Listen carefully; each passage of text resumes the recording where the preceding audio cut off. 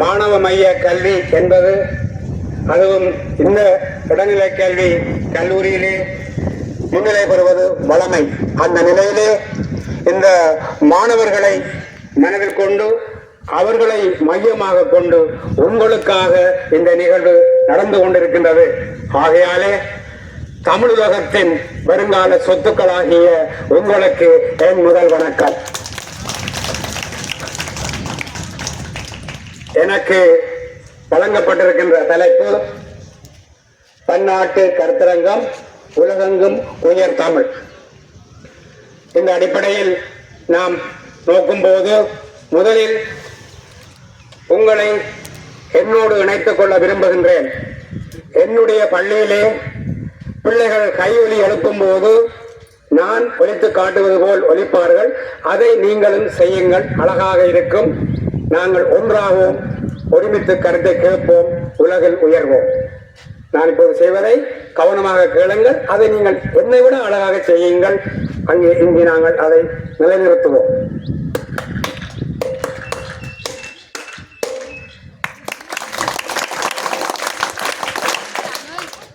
திருப்பி இருங்க.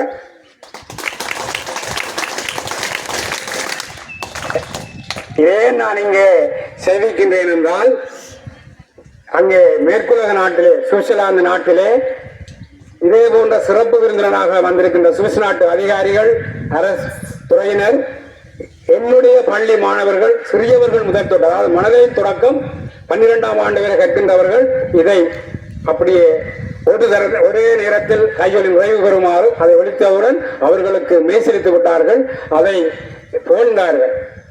ஆகையாலே நாங்கள் எதையும் கவனமாகவும் எங்கள் இனத்துக்கு மதிப்புயர்த்தக்கூடிய மாதிரியும் நாங்கள் செயல்பட வேண்டும் என்பது என்னுடைய முதலாவது எண்ணம். அடுத்து இங்கே சுவிட்சர்லாந்து பற்றி உங்களுக்கு எந்தளவு நீங்கள் இப்போதெல்லாம் இணையங்கள் பார்க்கலாம். இருந்தாலும் இந்த கல்லூரியை நான் என் குருதி பையக்குள் வைக்கின்றேன். ஏனென்றால் உலகம் எல்லாம் சென்றிருக்கின்றேன். சுவிட்சர்லாந்திலும் பல நிகழ்வுகளில் கலந்து கொண்டிருக்கின்றேன். நான் பல வள்ளுவர் உருவ சிலைகளையும் அதன் பதித்த அவ்வாறான மரியாதை மதிப்பளிப்பு சின்னங்களையும் கொடுத்திருக்கின்றேன். ஆனால் விழுப்புரம் மாவட்டத்து இந்த அன்னியூர் அறிவியல் கல்லூரி தான் எனக்கு திருவள்ளுவர் உருவத்தை பதித்த பதக்கத்தை என் நெஞ்சிலே தொங்கப்பட்டிருக்கின்றது. ஆகையால் இன்றிலிருந்து உங்கள் கல்லூரியும் உங்கள் முகங்களும் என் இதயத்தில் பதிவாகின்றது என்ற உண்மையை நான் சொல்லிக் கொள்ளுகின்றேன்.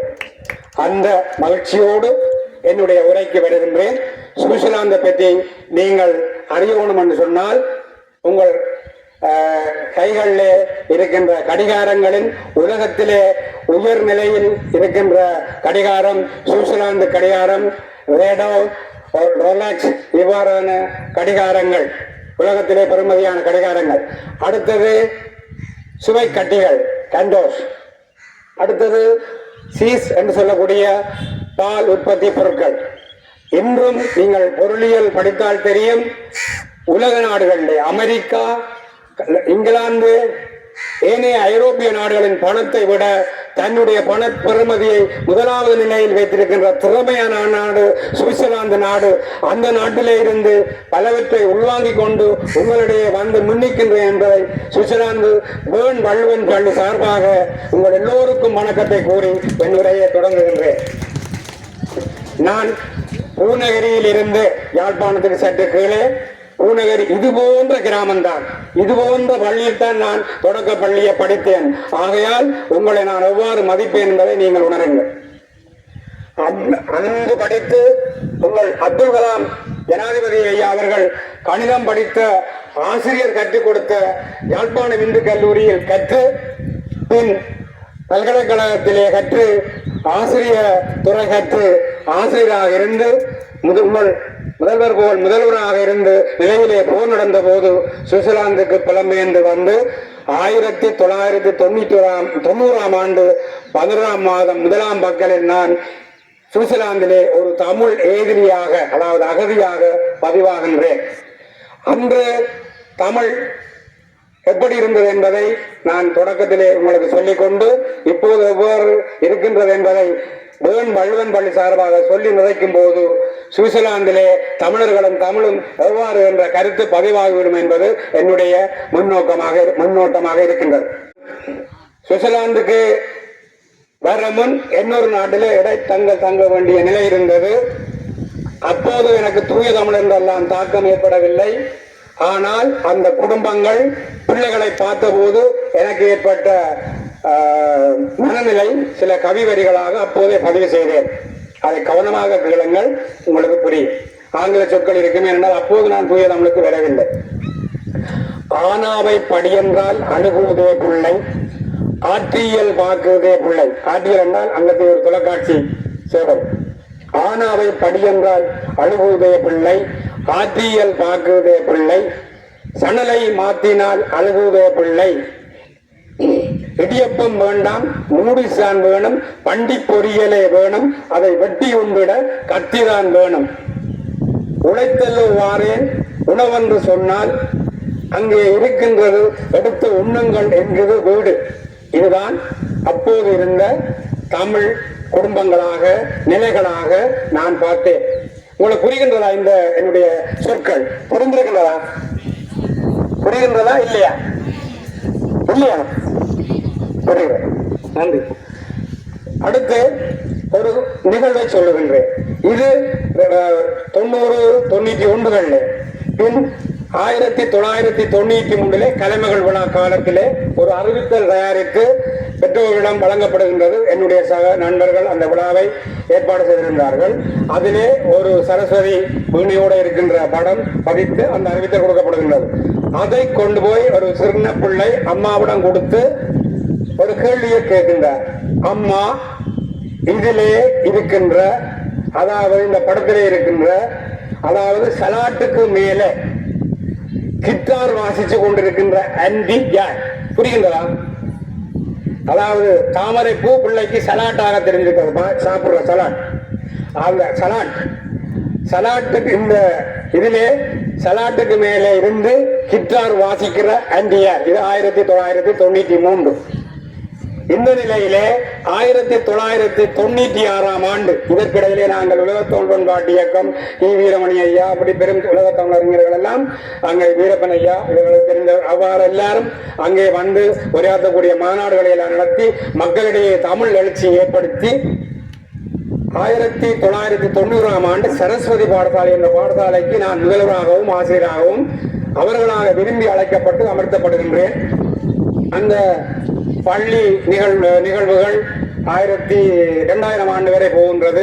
எனக்கு அந்த பேரிலும் தமிழ் பேர் இல்லை என்ற நிலை காரணமாக இருந்தது. ஆனாலும் வாய்ப்பாக எனக்கு ஏற்பட்டது ஒரு புதிய பள்ளியை ஏற்படுத்தக்கூடிய மாதிரி.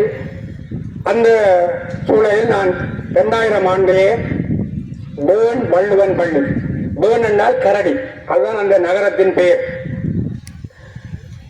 சுவிட்சர்லாந்தின் தலைநகரமும் பேர்ன் மாநிலம் தான். அதில் தலைநகர பகுதியாக இருக்க நகர பகுதியாக இருக்கின்ற இடத்தில் நான் வகித்துக் கொண்டிருந்தேன். அந்த பகுதியில் பேர்ன் வள்ளுவன் பள்ளி என்ற தமிழ் பள்ளியை நான் தொடங்கியிருந்தேன். அப்போது எனக்கு முதலில் கிடைத்தது 5 வகுப்பறைகள். மாநில கல்வித்தனகத்தில் அனுமதி பெற்று நாங்கள் என்ன வேண்டும், இங்கே எவ்வாறு முறையிலே தமிழ் பள்ளி நடக்கின்றது என்பதை நான் உங்களுக்கு சொல்லிக்கொள்ள வேண்டும். சுவிட்சர்லாந்து நாட்டிலே 40 வகையான இனத்தவர்கள் மொழியினர் வாழ்கின்றார்கள். அந்த மொழியினர் தங்களுடைய மொழியினை, தாய்மொழியினை கேட்பதற்காக அந்த சுவிட்சர்லாந்து அரசாங்கம் ஒவ்வொரு அறிவன் கிழமையிலும் புதன்கிழமைகளில் பள்ளியை 12 மணியுடன் மூடிக்கொள்ளுகின்றது. தங்கள் வகுப்பறையை பிற நாட்டவர்களுக்கு சில நிபந்தனைகளுடன் வழங்குகின்றது. அதாவது வகுப்பறைகள் எந்த நிலையில் இருக்கின்றதோ, எந்த உபகரணங்களும் எதையும் தூய்மை கடாது, பொருட்கள் சிதைக்கப்படாது, திருப்பி ஒப்படைக்கப்பட வேண்டும். பொது சொத்துக்களிலே அவர்கள் மிக கவனமாக இருப்பதால் தான் அவர்கள் உலகிலே வல்லரசுகளாகவும் பொருளாதாரத்தில் சிறந்த நாடுகளாகவும் இருக்கின்றார்கள். அந்த நிபந்தனையை ஏற்று நாங்கள் அந்த வகுப்பறையில் 5 வகுப்பறையிலும் பேர்ன் வள்ளுவன் பள்ளியை தொடங்கினோம். பின் மாணவர்கள் அதிகரித்தன் காரணமாக எந்த 3 ஓராண்டிலே எனக்கு 3 வகுப்பறைகள் கூட கிடைக்கப்பெற்றது. அப்போது கிட்டத்தட்ட 800க்கு கிட்ட மாணவர்கள் அதிகரித்து விட்டார்கள். சான்றாக சொல்லுகின்றேன், நீங்கள் இப்போதும் வலையொலியிலே சென்று பார்க்கலாம். உங்கள் நாட்டிலே இருக்கின்ற புதிய தலைமுறை தொலைக்காட்சி 2015ஆம் ஆண்டு சுவிட்சர்லாந்து ஆணைக்குழு மாநாட்டுக்கு வருகை தந்திருந்த போது சுவிட்சர்லாந்தில் இருக்கின்ற தமிழ் பள்ளிகளை பற்றி அறிந்து அதிலும் வேண் பள்ளியில் போய் பதிவு செய்ய வேண்டும் என்ற ஒரு ஊக்கம் கொண்டு அவர்கள் என் பள்ளியை வந்து அரை மணி நேரம் பதிவு செய்தார்கள். ஆனால் இங்கே அவர்கள் காண்பித்தது ஆவணமாக 7 நிமிடங்கள். இப்போது நான் அவர்கள் வழிவலையிலே ஏற்றிருக்கின்றார்கள், நீங்கள் பார்வையிடலாம். இதேன் சொல்லுகின்றேன் என்று சொன்னால், ஐயா சொன்னது போன்று எங்களுடைய கடமைகளையும் திறமைகளையும் சரியாக நாங்கள் பயன்படுத்திக் கொள்வோமாக இருந்தால் உலகத்திலே நாங்கள் பதிவாகுவோம், அடையாளப்படுத்தப்படுவோம், உயர்வோம். அது உலகுக்கும் பயனாக இருக்கும் என்பதை நான் சுவிட்சர்லாந்திலே 100க்கும் மேற்பட்ட தமிழ் பள்ளிகள் இயங்குகின்றன. அதுக்கு முன்மாதிரியான பள்ளியாக வேண் பள்ளி இருக்கின்றது என்பதை இங்கே உங்கள் முன்னிலையில் சொல்லி பெருமைப்பட்டுக் கொள்கின்றேன். அந்த பள்ளிக்கு உங்கள் கையொலியை கொடுங்கள் என்று நான் கேட்டுக்கொள்கின்றேன். அந்த வேண் வள்ளுவன் பள்ளி புதன்கிழமையிலே தொடங்கும் போது திருக்குறளை கடவுள் வாழ்த்துப்பா ஓதி வகுப்புகள் தொடங்கும். அங்கே பாடத்திட்டங்கள் பாட புத்தகங்கள் பிள்ளைகளுக்காக ஒவ்வொரு வகுப்பிலும் இருக்கின்றன. அதன்படி அங்கே வகுப்புகள் நடைபெறும். மாதத்துக்கு ஒரு தேர்வு நடைபெறும். ஆண்டுக்கு 2 பெரிய நாடுதளாவிய தேர்வு நடைபெறும். என்னுடைய பள்ளி தேர்வின் பெறுபவர்கள் தான் மாநில கல்வி திணைக்களத்தின் சான்றிதழோடு இணைத்து என்னுடைய பள்ளியில் அது சிறப்பாக நடைபெற்றுக் கொண்டிருக்கின்றது. ஏனென்று சொன்னால் கல்வி திணைக்களத்துடன் அவர்களுடைய விதிமுறைக்கு இணங்கி சிறப்பாக நடத்தி கொண்டிருப்பதால் அந்த அவர்களுடைய சுவிஸ் நாட்டு மதிப்பீட்டு தாளே அங்கே என்னுடைய பள்ளியின் தாளாகவும் வழங்கப்பட்டுக் கொண்டிருக்கின்றது என்பதை இங்கே கூறிக்கொள்கின்றேன். அவ்வாறு தொடங்கி 2 மணி நேரங்கள் தான், 2 மணியிலிருந்து 5 மணி வரை தான் தமிழ் அங்கே கற்றுக் கொடுக்கப்படும். அவர்கள் வேறு சுவிஸ் நாட்டு பள்ளியிலே அந்த மொழிகளிலே கற்பார்கள்.